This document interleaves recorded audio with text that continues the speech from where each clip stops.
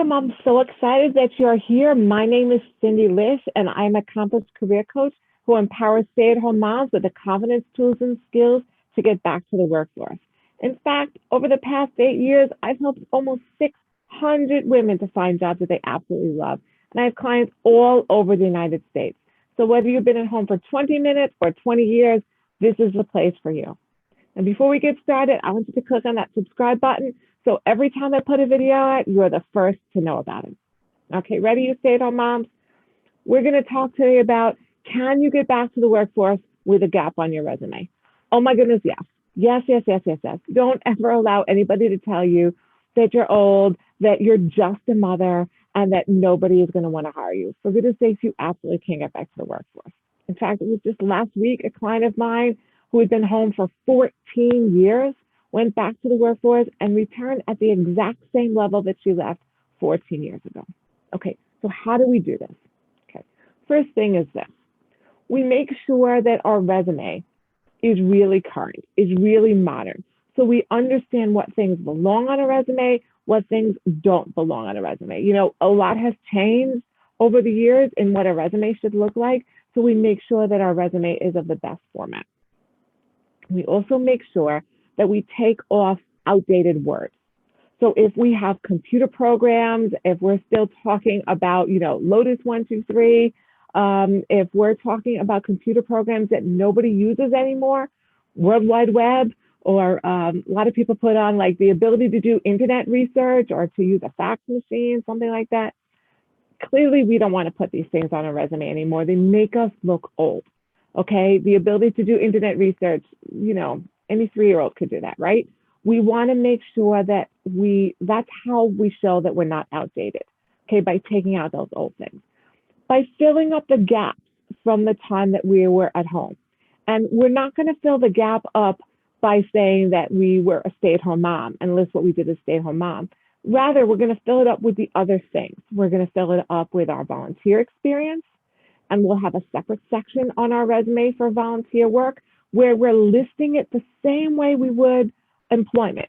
So we'll list the name of the organization, we'll put our titles, and we'll have bullet points showing our accomplishments, okay, what we've done while we were volunteering. We'll put any relevant education that we have. We can also go online, we could take courses, and there are so many courses that you could take for free. So it's a matter of going online, upping your skills. We're never too old to learn something new. Our kids have to do it all the time.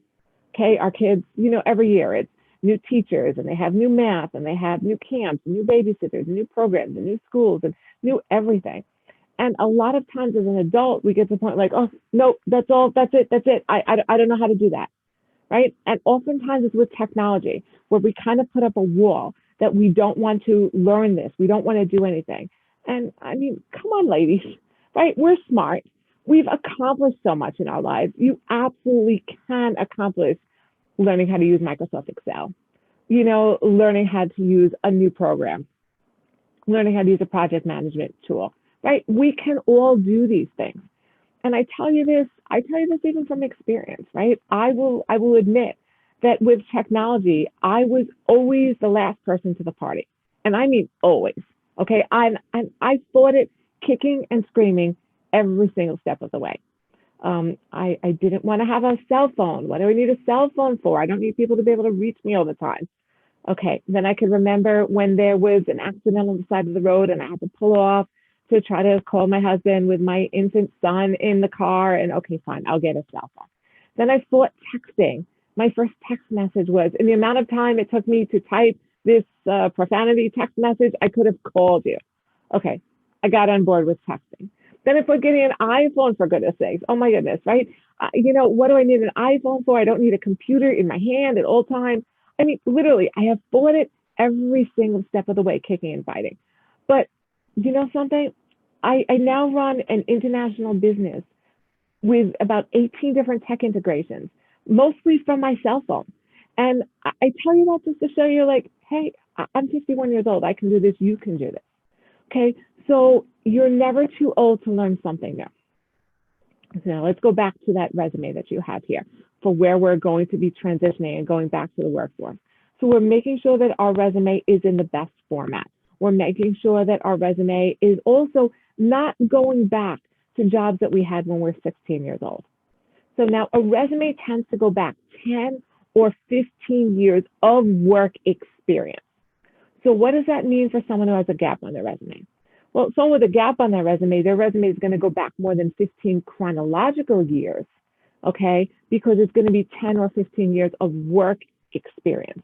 But we're also looking to fill up the gap with what you've done during that time. So again, with relevant volunteer experience, and I've had so many women who've gotten great jobs just from their volunteer work, okay? Because we phrase that volunteer work in business terms.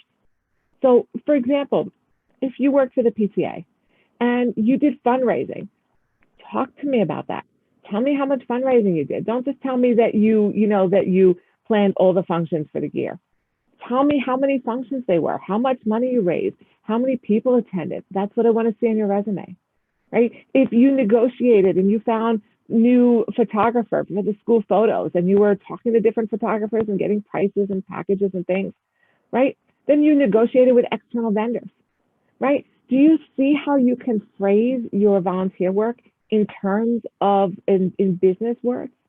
Okay, so we're going to put our volunteer experience in. We're also going to put in a lot of women take time and they get education when they're home, right? They may have finished up a degree. If you got a degree during that time, during that gap time when you were at home, I'd put it all the way up at the top of your resume. I'd put it at the top and I'd put the year that you got the degree for sure. Okay. As I mentioned earlier, we only mention the year of our degree if it's within the past 5 years. So if you've gotten a degree while you're at home, then put that up there. Okay. And then the other thing that's going to be tremendously important, especially for a stay-at-home mom, somebody with a gap looking to go back to the workforce, is writing a really fantastic cover letter. Because a good cover letter, and I don't just mean a cover letter that says, dear sir, I'm applying for this position, which I saw on such and such a job search. As you can see, I'm boring, I'm not creative, and I didn't put a lot of effort into this. Now, I mean a really great out-of-the-box cover letter. That's going to put you in the top 10%, okay? And the top 10% is a great place to be. The cover letter is the only place that you have an opportunity to truly shine, to truly show why you are the best person for that job.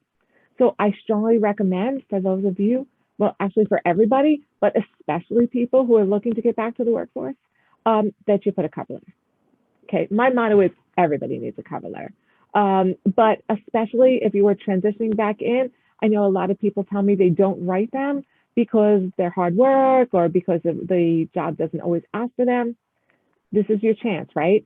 This is your brand. This is me. I'm always going above and beyond. I'm always putting out my best, right? Because again, remember, we're applying for a job, not in hopes that somebody's going to take pity on us, but we're applying for a job because we are showing them what we can do for them, okay? Everything we're putting forward is the best quality of us, the best quality of our work, okay? So I hope you stay productive this week. If you like what you saw, please give me a like, share it with your friends so that we can get as many women as we can back to the workforce. I will see you for our next live session next week. And if you want more information, you want more free content, you want to talk one-on-one with me for free, just pop on over to my website. It's cindylish.com, CINDYLISH.com, and there's so much more available for you. You can do this. You are a warrior. Until next time.